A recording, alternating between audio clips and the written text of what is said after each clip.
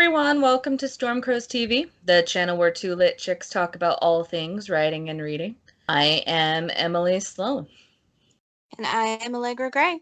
Today we are talking about A Discovery of Witches, which is a book series by Deborah Harkness. And we're also is a TV show for Sky One, which has already been renewed for 2 more seasons. If you have not watched season 1 of Discovery of Witches, do not want any spoilers for the pilot. Now is a good time to back away from this podcast. After you do watch it, come back. Yeah. So anyway, I've seen the whole series.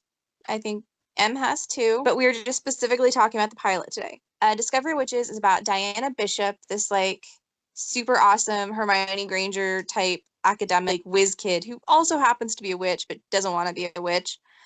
Accidentally stumbles onto a magical, I guess, MacGuffin.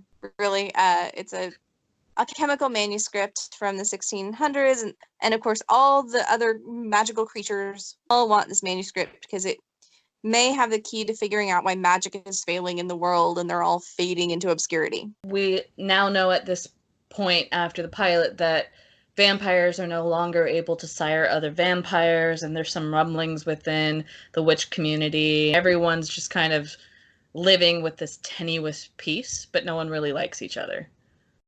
And I do like that the pilot kind of drives that home. Like, what is the deal? Why do witches and vampires hate each other so much? How did they come to a point where they kind of just tolerate living together? They are aware of each other's existence. They run into each other, but no one actually goes full West Side Story and fights when they see each other.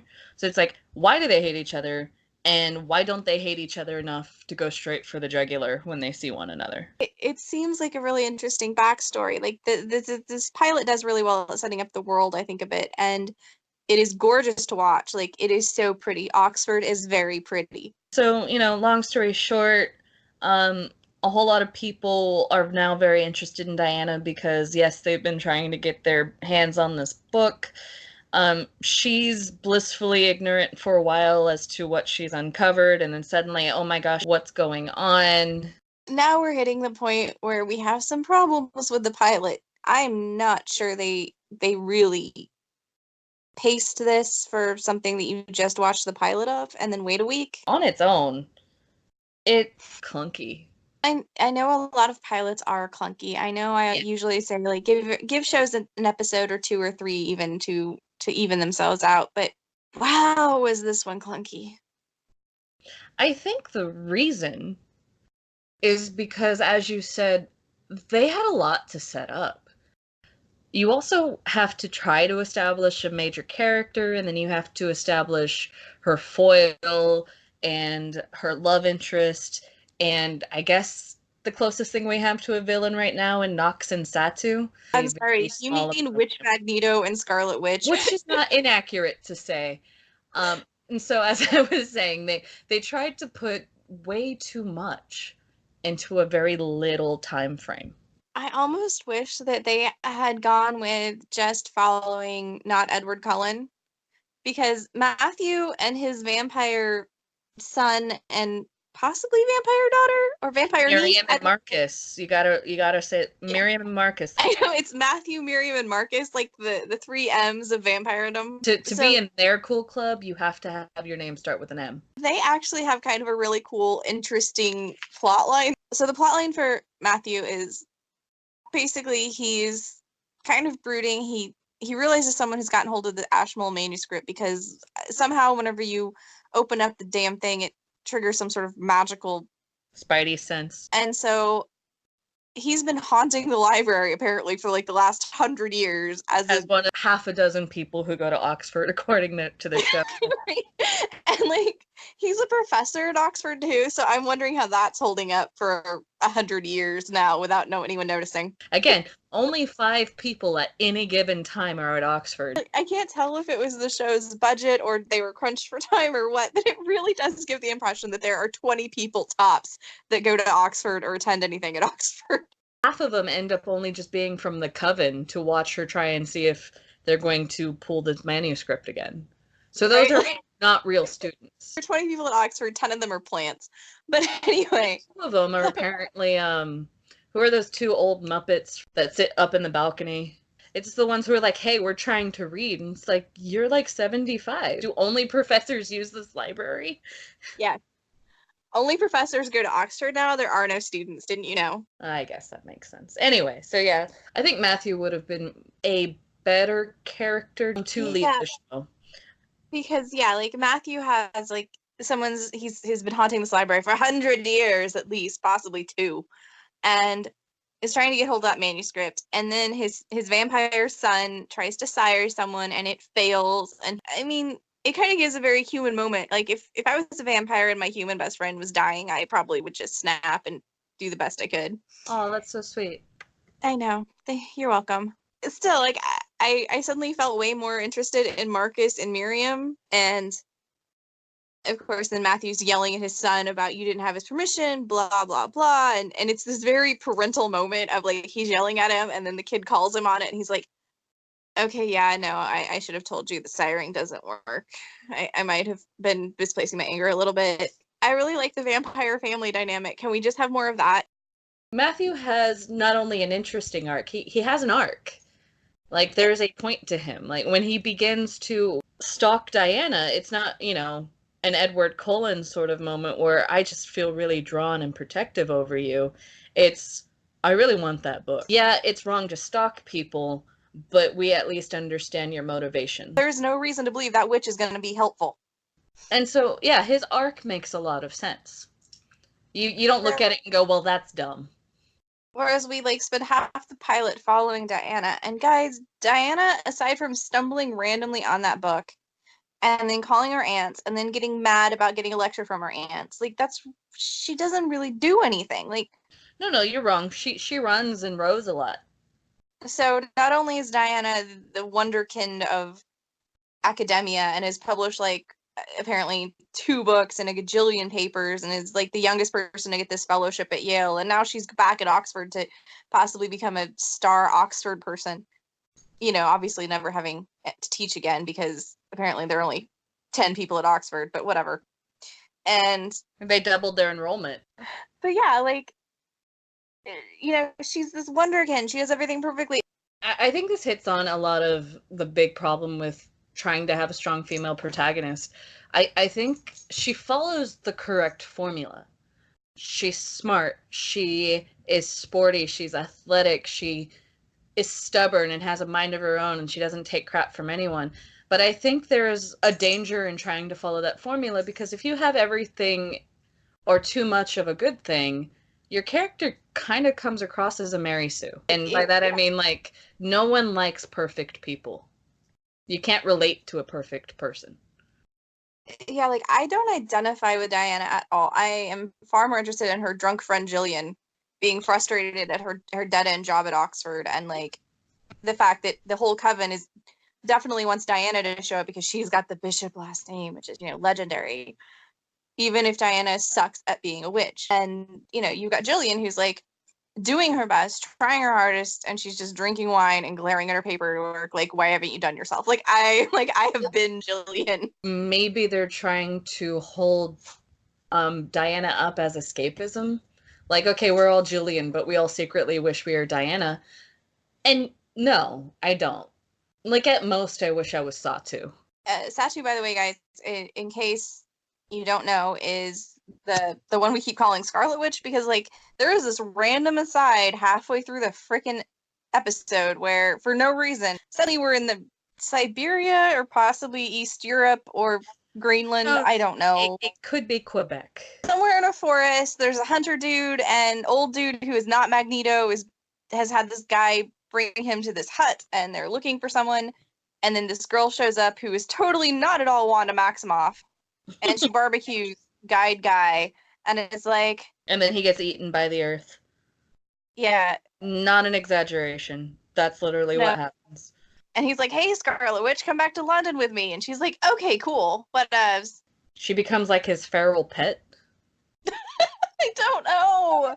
So it's like other strong female, but also commanded by dude. It's really hard to identify with any of the females, because you can either be realistic Jillian who's trying to fit in, perfect Diana, or bat crazy Satu. Diana does not manage to be relatable. Like, If we saw Diana enjoying any part of her life, having some sort of spark of joy or humor, I might be okay with this, but all she really does is snap at people and growl a lot. It's like even when she's rowing, it's like she wants to kill something. And it really could be that this character development is building up to something. I think that they're trying to foreshadow a thing that happens later. But on the pilot episode itself, if you don't know what's coming, if you haven't binged it all before, it's really like, why do I care about this chick? Like, she's just like really whiny Hermione Granger. It's like, yeah, okay, I get that you've had these terrible things happen to you. Your parents were murdered, but it's like you have two really cool aunts, and you've gotten everything to come easy to you. So why are we complaining? I guess maybe because Diana is in Oxford, she hasn't been there for a few years, so Gillian's the only one still there that she knows, but we don't see any sign that Diana has had any kind of life aside from writing about 16th century alchemical treatises. Where are her Facebook friends? Where's her Tumblr? Well, and it's also implied that she's at least familiar with some members of Gillian's coven. So it's like when they start sending people to the library to see if she's going to pull the manuscript again, why does she not recognize anyone? Why would they not send people she recognizes? If we go past the pilot episode, when we get to it, guys, the whole Magneto and Scarlet Witch are not good at this. Like, they're not practiced in recruitment. We discover that Magneto and Scarlet Witch are really high up in the coven. Like, Nox is in charge of the coven. And I guess my problem with Nox is he may as well be wearing a sign around his neck that says, I am evil. I don't understand how someone this slimy has gotten to the top of the coven. And I guess my issue is, how do the witches not understand that maybe they're not great? We don't even know, like, how long-lived witches are. Maybe Nox has just been in power and for so long that they haven't paid attention. Sure, he's been in power so long, but Gillian has no idea who this guy is. You can tell the moment he walks in the room, she's like, oh, well, this escalated quickly. Yes. And so for someone like Gillian, you can look at this guy, and again, you can tell he's not a good guy, and in case you're still confused, you just look at his new feral pet and go, well, she's probably not a good person either.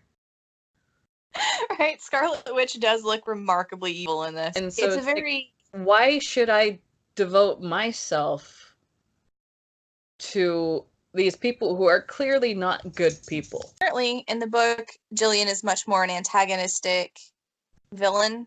Yeah, like a rival more than a friend. Yeah, so I guess, like, because I did check some other reviews. People said that they actually appreciated the making Gillian tone down a bit. I mean, to be fair to Gillian at that moment, she's already committed. Like, she's already told the head of the coven. And I'm pretty sure there's truth spells, so if she wanted to not tell them, it wouldn't be an option right then. Yeah. And you see her looking nervous, and I'm just like, but yeah, like, what is the witch hierarchy? Why is a dude in charge of the witches? It very much appears to be a matrilineal society among the witches, so how did a dude get to the top? Magic. I don't think it would have been that hard to win Diana to your side. Yeah, especially when the only competition is this creepy vampire who keeps stalking you. I do like, though, when Diana calls Matthew on his stalking. When he shows back up the second time, and she's like, I checked your story last time. You have no excuse. What are you doing? But it was like this sole moment of glory in an entire hour and a half or something of show. I'm like, I only like you once. It's like she has this moment of empowerment, the moment that Bella Swan never had. Where it's like, I know you're stalking me. What are you doing? This isn't cool. And he's like, okay, that's fair. Let me be honest with you. And he sits down and he tells her, this is what I want. Yes, you had this moment of glory, but then he turned around and was super honest. And the way he acted, it's easy to focus on him in that scene. Also, the MacGuffin that we're chasing.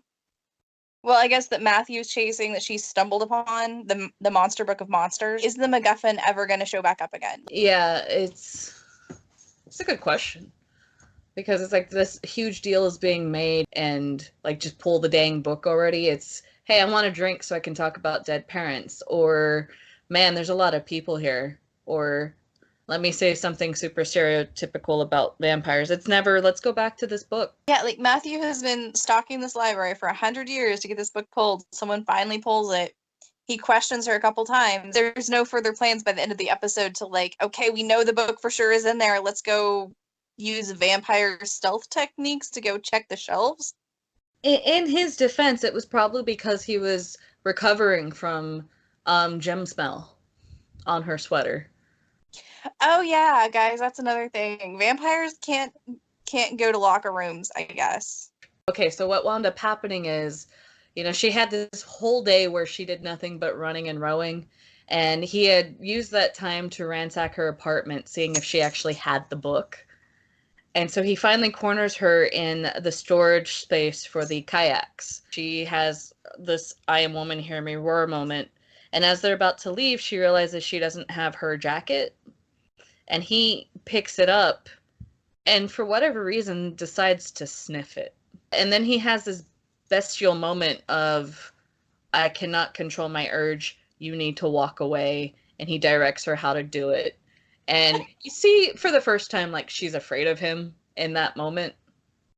Yeah, like, vampires might be scary after all. We didn't know this till now. Right. And so it kind of ends on that note of, oh, I could have been eaten. Yeah, I guess vampires can't be allowed near gyms, and possibly you're part bloodhound. Unless, of course, this is where it kind of gets really Twilight. I'm sure Matthew can control himself around other sweaty pedestrians. I mean, London in summer would get really awkward, you think? Right. And, I mean, just riding the tube. I mean, I've ridden the tube. It doesn't smell the best. Even before you get on the tube, walking the London Underground is not the best smell. And I'm thinking, like, Matthew was made in the Middle Ages. Spoiler alert, dudes. But, people wore their undergarments and stuff. Like, there was sweaty summers in Tudor England. Like, how would you survive? Right. And so I think what we're getting into now is this plot arc I like to call the special snowflake. Like, yes. No other snowflake is like Diana. She's super unique. And so there's something about her pheromones that he can't resist. And this is where it kind of starts turning Bella Swan Edward Cullen. They were dodging that bullet. He wasn't sparkly. He wasn't stalking her just because he can't read her mind. But now it's, oh, you smell good. For no other reason than you're Diana Bishop. I know we're romance writers, but my God, am I so tired of fated mates. Like, whatever happened to organically falling in love with a person? I don't know. And I know from watching this whole show that it becomes like a big Claire and Jamie Fraser, Bella Edward, like, love story. And just once, can someone have fated mates and be really angry about it? Like, yeah, I mean, because let's be real. If this were a real thing, with my luck, I'd have someone like Carrot Top. Right? Like, I just know I would have someone I hated, and I would still be stuck with them, and it would just be miserable. Like, that, to me, like, that idea is so dystopian. I am not someone who likes to do what they're told. So, I mean, if you were to tell me, this is the man that you have to be with for the rest of your life, I would probably want to punch you in the face. I would not like that, and I would resent it. So it's like, yeah, I would like to see a story where it's like, oh, you're my fated mate? Well, crap. Just from the outset, like, no, like, why would you just be okay with it? Stars in your eyes, immediately sniffing each other's dirty gym clothes and being in love. It's a fine line you have to walk. Well, and I think in some ways they do it well, because you don't get the sense that he loves her. It's more of a, I bet you taste good. Look, I know there was probably a different way I could have phrased that. No, but, I mean, he's a vampire. Literally, I bet you taste really yummy. It's probably... Yeah, I don't know if I want your blood in my mouth translates to I'm in love with you. I'm in love with you like I'm in love with cheesecake. Like... Yeah.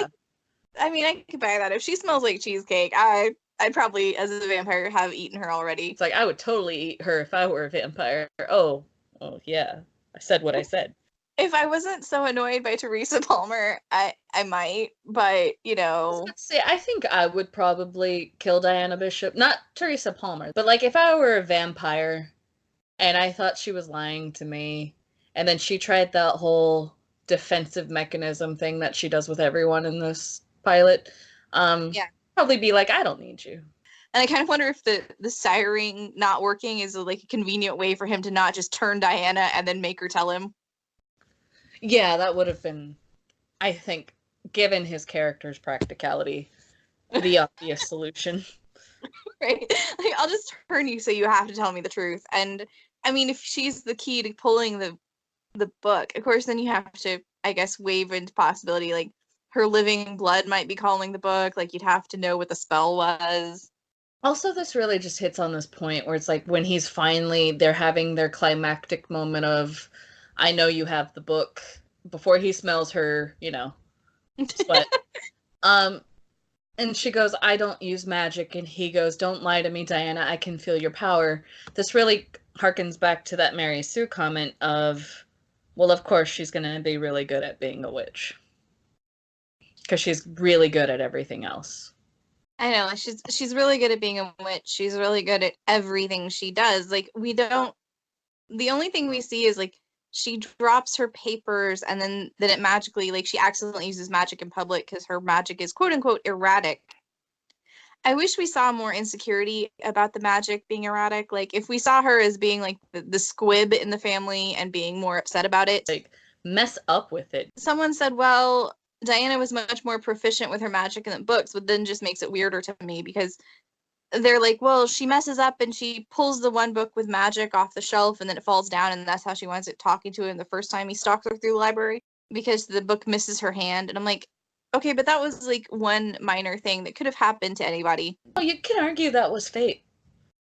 It was fate or possibly her ghost dad who's floating around somehow. Man, ghost dad really batted out of his league. Oh, so far. Like, when you see this photo of Diana's parents, like she pulls it out on accident. He's not who I had pictured Sophia Miles marrying. Let's put it that way. Like, I don't know how that happened.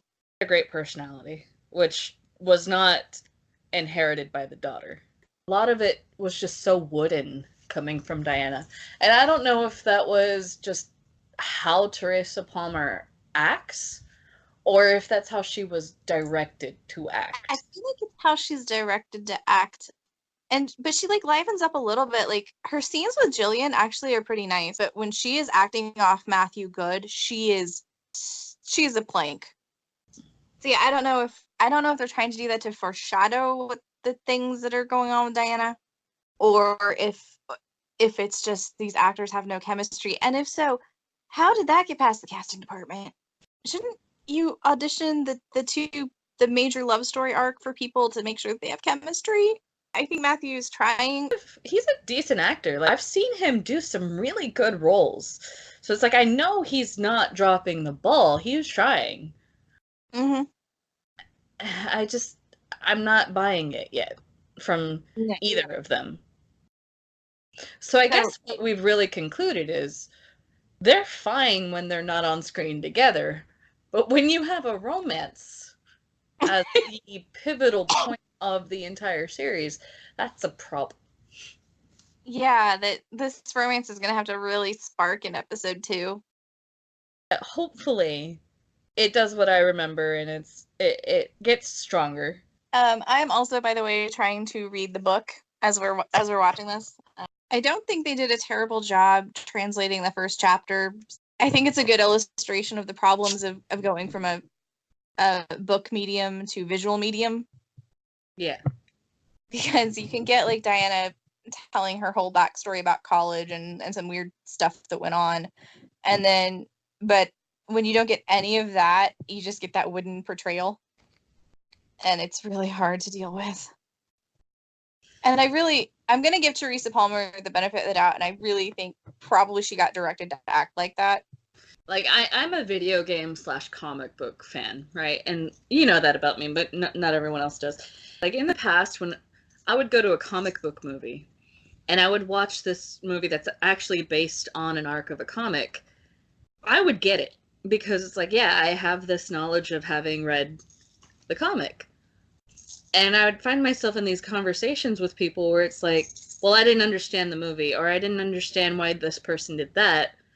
And I've come to the conclusion that if at any point you have to say, well, if you read the book, or if you read the comic, or you played the video game, you'd understand it, then it's not a very good movie. I mean, I know it sounded like I was getting off on a tangent, but I do have a point. And the point is, if I have to read a book to better understand a character in a show to solve some glaring plot hole issues, it wasn't a solid job. Yeah. And that's not to say that the pilot is not enjoyable. It is. But again, it's like, if I have to read the book to understand the motivations of a character or why a character is behaving a certain way, then somewhere, in some aspect, someone failed. Yeah, like, and honestly, this pilot, I keep wandering off. Like, when I started trying to watch this for the review, I kept catching myself going into the kitchen or going to check on the laundry, or I just could not stay attuned to this pilot. And I remember that happening even when I was originally binging it. I didn't really get my attention caught until probably episode 2 or 3. And I think, I mean, obviously this did really well. It did great enough that they're giving it 2 more seasons. Yeah. But I do wonder if a stronger pilot might not have helped them get an even bigger audience. In defense of the pilot, we are going in with a highly critical eye. Like, we are doing this for the purpose of review. I guess the next question we have is, should we continue to do this episode by episode, or do you think we should chunk it? Just let us know down in the comments. And if you have any other suggestions for TV shows we should watch and complain about or praise, depending on what happens, give us a shout out about that too. All right. Thank you for listening.